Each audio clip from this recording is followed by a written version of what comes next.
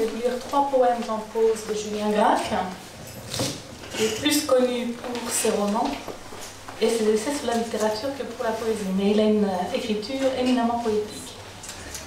Donc, ces poèmes sont extraits de Liberté Grande, son recueil de poèmes en prose. L'appareillage ambigu.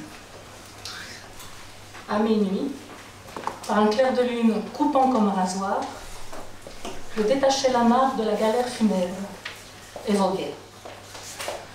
De longues étendues de terre pleine, des vols de ramets blancs fantomatiques contre les berges, c'était le premier éveil de cette marine féerique que j'improvisais dans le creux du paysage nocturne. Solennels et funèbres, des chevaliers aux armures de sable me saluaient sur les berges du flamboiement fleur-de-lysée de leurs bannières. Une haie d'oriflamme dessinait sur l'eau bleue comme du pétrole, la carrière ouverte aux triomphateurs. À l'horizon, les vagues se perdaient dans de grands points d'orgue. Parfois une trombe ardente, un gantelet de cristal, un doigt pointé comme l'index d'un cadran solaire, figurait le zodiaque familier de ce périple mal défini. À des fanaux soudain plus clairs, au branle-bas humide d'un appareillage nocturne, à 1000 feux Saint-Elme brillant sur les agrès, je pouvais déceler l'approche des brises du large, comme le souffle d'une cave humide. Puis, c'était le coudoiement amical des pétroliers, d'immenses estacades de brume, les balustrades géantes où s'accoudaient pour l'adieu va, les figurants majestueux, avec leurs barbes de neige, leurs fracs et leurs éventails de théâtre, les éclaboussures salines et noires de suie, où frissonnaient des épaules de marbre, et portaient déjà sur l'encolure de la première houle, et tout à coup en selle, le coup de clairon du lâcher-tout saluait le débordement de la jetée.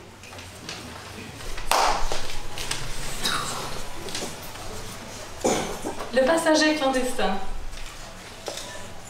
Quelquefois, j'étais transportée sur un rivage démesuré de vie glorieuse, envergué à l'air de ses 1000 mâts, criant dans l'air comme un geyser éteint ses cris figés de pierre, une pyramide haute de murs à la patine soyeuse, où dans les rues du soir se prenait comme une glace au-dessus de la banquise de la mer le cristal noble de l'air sonore.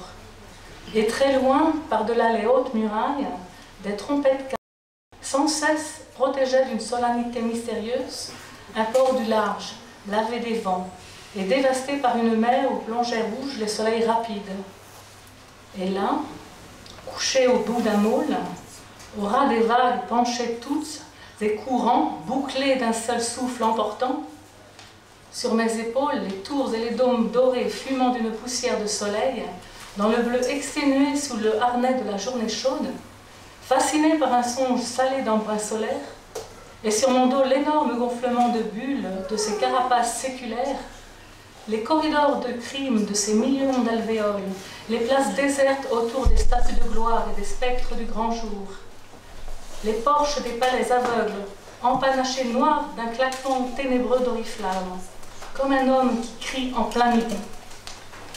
La ville aspirée avec moi dans le miroir débordant du soir se déhalait sur la mer dans un grésillement de braise, fendait l'eau d'une poitrine monstrueuse sous ses colonnes de toile, sur une houle de rumeurs et de silence, sous le brouillard de lumière vivante et le bruisson ardent de ses drapeaux.